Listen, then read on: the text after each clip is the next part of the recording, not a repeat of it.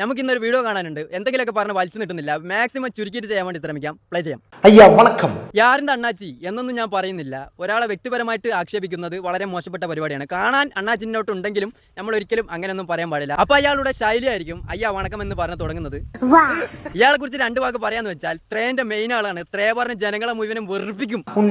ചിരിക്കരുത്. ചിരിച്ചു കഴിഞ്ഞാൽ നാളെ നേരം വെളുക്കുന്നത് വരെ ചിരിക്കേണ്ടി വരും. അമ്മാതിരി കോമഡിയാണ് അടിക്കാൻ പോകുന്നത്. ഇല്ലത്രേ സ്വർണ്ണമാണത്രേ സുരേഷ് ഗോപി വന്നത്രേ കൊടുത്തത്രേ. ഇയാളുടെ വീഡിയോ കണ്ടിട്ട് ചിരിക്കുന്ന ആളുകളുടെ അവസ്ഥ നിങ്ങളൊന്ന് ആലോചിച്ച് നോക്ക്. ത്രയൊക്കെ കേട്ട് ചിരിച്ചു വീണ സംഖ്യകളുടെ അവസ്ഥ ഒക്കെ നിങ്ങളൊന്ന് ആലോചിച്ച് നോക്ക്.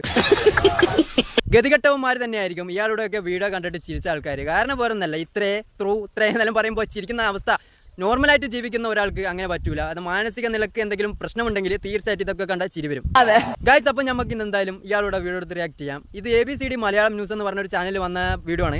എന്തായാലും സംഖ്യകൾക്ക് വേണ്ടി ചെയ്ത വീഡിയോ ആണ്. എന്തായാലും നമുക്ക് പ്ലേ ചെയ്യാം. സുരേഷ് ചേട്ടനെ പറ്റിയാണ് ഇയാൾ സംസാരിച്ചുകൊണ്ട് വരുന്നത്. പ്ലേ ചെയ്യാം. സുരേഷ് ഗോപി ഏതെല്ലാം രീതിയിൽ താറടിക്കാൻ പറ്റുമോ ആ രീതിയിലെല്ലാം സുരേഷ് ഗോപിയെ താറടിച്ച് കാണിക്കാനാണ് കമ്മിയും കൊങ്ങിയും സുഡാപ്പിയും ഒരുമിച്ച് നിന്ന് തൃശ്ശൂരിൽ ശ്രമിച്ചുകൊണ്ടിരിക്കുന്നത്. കമ്മിയും കൊങ്ങിയും സുഡാപ്പികളും ചേർന്ന് സുരേഷ് ചേട്ടനെ അടിച്ച് താറാക്കാൻ നോക്കുകയാണെന്നാണ് ഈ സംഖ്യ പറഞ്ഞുകൊണ്ട് വരുന്നത്. കാരണം വേറൊന്നല്ല, നിങ്ങൾ എത്ര പേര് സുരേഷ് ചേട്ടന്റെ ദേഹത്ത് ചളിവാരിത്തേക്കാൻ വേണ്ടി ശ്രമിച്ചാലും ജനങ്ങൾ അതൊന്നും കാര്യമായിട്ട് എടുക്കൂല. കാരണം വേറൊന്നല്ല, സുരേഷ് ചേട്ടന്റെ 2 പ്രാവശ്യം തോൽപ്പിച്ചത് ഇതേ തൃശ്ശൂരിലുള്ള ജനങ്ങളാണ്. ആ ജനങ്ങളുടെ മുൻപിൽ വന്നിട്ടാണ് ഇയാൾ പൊട്ടത്തരം വിളിച്ച് പറയുന്നത്.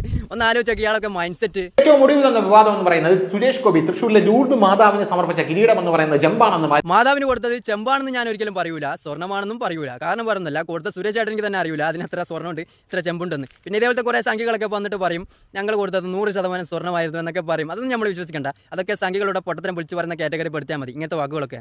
CPIയുടെ ഈ ഓൺലൈൻ മാധ്യമം പുറത്തുവിട്ടിരിക്കുന്നത് ഈ വാർത്ത പുറത്തു വന്നതിന് പിന്നാലെ കമ്മികളുടെ അപ്പോസ്റ്റലന്മാരും സാംസ്കാരിക നായകനും 80K അക്കൻ വരെയുള്ള അക്കന്മാരും ഈ വാർത്ത ഏറ്റെടുത്ത് നടത്തുന്നതാണ് നമുക്ക് കാണാനായിട്ട് സാധിക്കുന്നത്. എടാ, ഇയാളുടെ സംസാരത്തിന് എന്തൊരു സ്പീഡാണ്. ഞാനൊക്കെ സ്പീഡിലാണ് സംസാരിക്കുന്നത്, പക്ഷേ എനിക്കൊന്നും ഇത്ര സ്പീഡിൽ സംസാരിക്കാൻ പറ്റൂല. കാരണം വേറൊന്നല്ല, ഞാനൊക്കെ ഒരു ലിമിറ്റ് വെച്ചേ സ്പീഡാക്കാറുള്ളൂ. ഇത് വല്ലാത്തൊരു സ്പീഡായി പോയിട്ടാ. എനിക്ക് സ്പീഡുണ്ട്, സ്പീഡിലാന്ന് ഞാൻ ഒരിക്കലും പറയുന്നില്ല. പക്ഷേ ഇത്ര സ്പീഡ് എനിക്ക് കിട്ടൂല. ഇത് ഇയാൾ വല്ലാത്തൊരു കഴിവുള്ള ഒരാൾ തന്നെയാണ്. പക്ഷേ എത്ര കഴിവുണ്ടെങ്കിലും ജന്മം കൊണ്ട് സംഖ്യയായി പോയില്ലേ.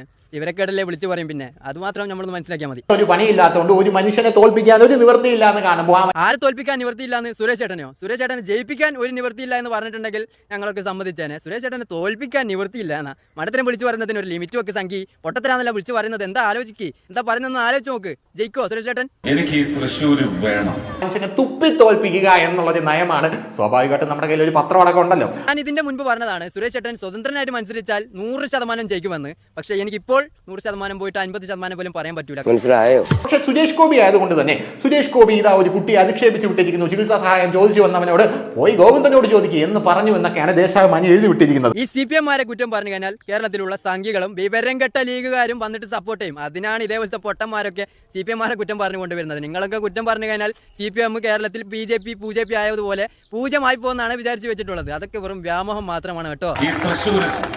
വിഷയം എന്ന് പറയുന്നത് തൃശ്ശൂർ ലൂർദ് മാതാ പള്ളിയിൽ സുരേഷ് ഗോപി സമർപ്പിച്ച കിരീടമാണ്. ഈ കിരീടം എന്ന് പറയുന്നത് ചെമ്പാണ്, സ്വർണ്ണമല്ല എന്ന് വലിയ ആരോപണം ഏറിൽ ഇങ്ങനെ കറങ്ങി നടക്കുന്നതായിട്ടാണ് കാണുന്നത്. പോരാ, സുരേഷ് ചേട്ടൻ തീർച്ചയായും അത്യാവശ്യം ചാരിറ്റി പ്രവർത്തനങ്ങളൊക്കെ ചെയ്യുന്നുണ്ട്. പക്ഷേ ഇതിനെ എന്തുകൊണ്ട് ഞാൻ എതിർക്കുന്നു എന്നറിയോ? സുരേഷ് ചേട്ടൻ ആർക്കെങ്കിലും കുറച്ച് പൈസ കൊടുത്തു കഴിഞ്ഞാൽ അത് ഈ സംഖ്യകൾ സോഷ്യൽ മീഡിയയിൽ ഇട്ടിട്ട് ആ മേടിച്ചാളെ നാണം കെടുത്താൻ ചാരിറ്റി എങ്ങനെ കൊടുക്കേണ്ടതെന്നറിയോ? വലത് കൈ കൊടുക്കുന്നത് ഇടത് കൈ അറിയാൻ പാടില്ല. അല്ലാതെ നിങ്ങളുടെ അടുത്ത് 1 ലക്ഷം രൂപ ആരെങ്കിലും മേടിച്ചിട്ടുണ്ടെങ്കിൽ അയാളെ സോഷ്യൽ മീഡിയയിൽ ഇട്ട് നാണം കെടുത്തലല്ല ചാരിറ്റി എന്ന് പറഞ്ഞ പരിപാടി.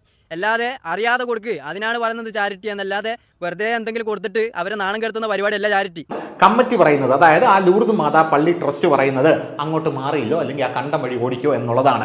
എന്ത് തന്നെയായിരുന്നാലും സുരേഷ് ഗോപി ഈ കാര്യത്തിൽ നല്ല ഗംഭീരമായിട്ടുള്ള മറുപടി പല ആൾക്കാർക്കും കൊടുത്തിട്ടുണ്ട്. സുരേഷ് ഗോപി മറുപടി കൊടുത്തിട്ടുണ്ട്. സുരേഷ് ഗോപി കൊടുത്ത മറുപടി നമ്മൾ കേട്ട് കഴിഞ്ഞാൽ തീർച്ചയായിട്ടും മനസ്സിലാവും സുരേഷ് ചേട്ടൻ സ്വർണ്ണമാണോ കൂടുതൽ കൊടുത്തിട്ടുള്ളത് അല്ലെങ്കിൽ ചെമ്പാണോ കൂടുതൽ കൊടുത്തിട്ടുള്ളതെന്ന്. ഞാൻ എന്തായാലും ആ വീഡിയോ ഒന്ന് കാണിച്ചു തരാം. കിരീടം എങ്ങനെയാണോ ഉണ്ടാക്കേണ്ട ആ രീതിയിൽ ഉണ്ടാക്കിയിട്ടുണ്ട്. കേട്ടല്ലോ, കിരീടം എങ്ങനെയാണ് ഉണ്ടാക്കേണ്ടത് ആ രീതിയിൽ ഉണ്ടാക്കിയിട്ടുണ്ട്. സ്വർണ്ണം എത്ര ചെമ്പെത്ര എന്ന് സുരേഷ് ചേട്ടൻ പറഞ്ഞിട്ടില്ല. അതൊന്ന് മനസ്സിലാക്കി. ഇതേപോലത്തെ വിവരക്കേടൊക്കെ പറയുന്ന സംഖ്യകളെയാണ് സുരേഷ് ചേട്ടനെ പോലുള്ള നല്ല നല്ല നേതാക്കളെ പോലും നാണം കെടുത്തുന്നത്. സുരേഷ് ചേട്ടാ, ഇതേപോലത്തെ മണ്ടന്മാരൊക്കെയാണോ നിങ്ങളെ പാർട്ടിയിലുള്ളത്? ഗോപിയുടെ കിരീടത്തിനെ കുറിച്ച് തർക്കമില്ല. സുരേഷ് ഗോപിയുടെ കിരീടം തൂക്കി നോക്കാൻ നമ്മൾ ഉദ്ദേശിക്കുന്നില്ല. കാരണം പുള്ളി ഇത് തന്നിട്ടുള്ളത് ഏതൊരു ഡിവോട്ടിയും പോലെ ഒരു വിശ്വാസിയായിട്ട് മാത്രമാണെന്നാണ്. സുരേഷ് ചേട്ടൻ മറ്റൊരു മതത്തിലുള്ള ദൈവത്തെ വിശ്വസിക്കുന്നു എന്ന് പറഞ്ഞു കഴിഞ്ഞാൽ ഞാൻ ഒരിക്കലും വിശ്വസിക്കൂല. അതിന്റെ കാരണം വേറൊന്നുമല്ല, സുരേഷ് ചേട്ടൻ കഴിഞ്ഞ കുറച്ച് നാളുകൾക്ക് മുൻപ് പറഞ്ഞത് ഓർമ്മയുണ്ടോ? അടുത്ത ജന്മത്തിൽ പൂണിലിടുന്ന വർഗത്തിൽ തന്നെ പെട്ട് ജനിക്കണമെന്ന് ഓർമ്മയുണ്ടോ? അതൊക്കെ ഒന്ന് ചിന്തിക്കാനുള്ള കഴിവ് പോലും ഇല്ലേ ഇതേപോലത്തെ സംഖ്യകൾക്ക്? ഒട്ടത്തരാ പറയുന്നത്. ഗൈസ്, അപ്പോൾ കൂടുതലായിട്ട് വീഡിയോ വലിച്ചു നീട്ടുന്നില്ല. എന്തെങ്കിലുമൊക്കെ പറഞ്ഞിട്ട് വീഡിയോ വലിച്ചു നീട്ടുന്നില്ല. ഇന്നത്തെ വീഡിയോ ചെറുതാണ്. അപ്പോൾ എല്ലാവരും ഫോളോ ചെയ്യുക. ഇതിന് നല്ല വീഡിയോ ആയിട്ട് നമുക്ക് നാളെ കാണാം. ഡെയിലി വീഡിയോ ആണ്. Okay, by.